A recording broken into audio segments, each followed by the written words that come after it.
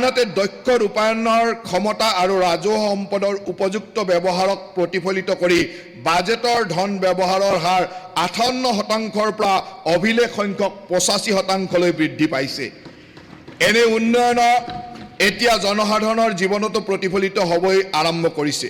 জনমূৰি আয় 2015-16 বৰ্ষত 60,817 টকাৰ পৰা 3 গুণ অধিক বৃদ্ধি হৈ 2025-26 বৰ্ষত 1,85,429 টকা হৈছে।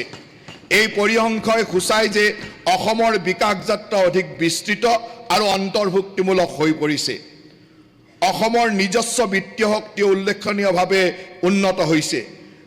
আইনৰ সঠিক ৰূপায়ণ, প্ৰযুক্তি নিৰ্ভৰ সুশাসন আৰু ধাৰাবাহিক অৰ্থনৈতিক বিকাশৰ বাবে ৰাজ্যৰ নিজস্ব কৰ 2015-16 বৰ্ষত 12,848 কোটি টকাৰ পৰা 2025-26 বৰ্ষত 39,294 কোটি টকালৈ বৃদ্ধি পাইছে।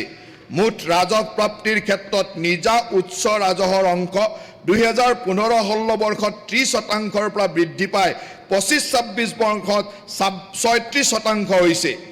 আমাৰ চৰকাৰে বিত্তীয় আত্মনিৰ্ভৰতা শক্তিশালী কৰাৰ উদ্দেশ্যে 2031 চনৰ ভিতৰত নিজা উৎস ৰাজহৰ বৰঙণি 50%লৈ বৃদ্ধি কৰাৰ সংকল্প গ্ৰহণ কৰিছে।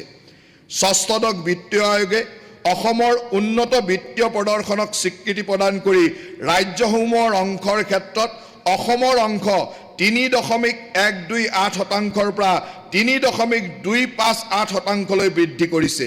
ইয়াৰ ফলত চলিত বৰ্ষত কেন্দ্ৰীয় হস্তান্তৰ হিচাপ প্ৰায় 50,000 কোটি টকা হ'ব।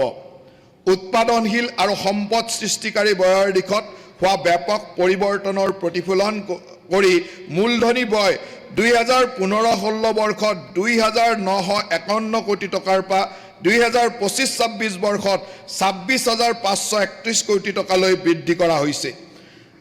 আমাৰ চৰকাৰে মূলধনী ব্যয়ৰ বাৰ্ষিক বৃদ্ধি কমেও 10% বজাই ৰখাৰ প্ৰচেষ্টা অব্যাহত ৰাখে। অসমৰ বহি সাহায্যপ্ৰাপ্ত EAPৰ পৰিসৰো যথেষ্ট বৃদ্ধি হৈছে।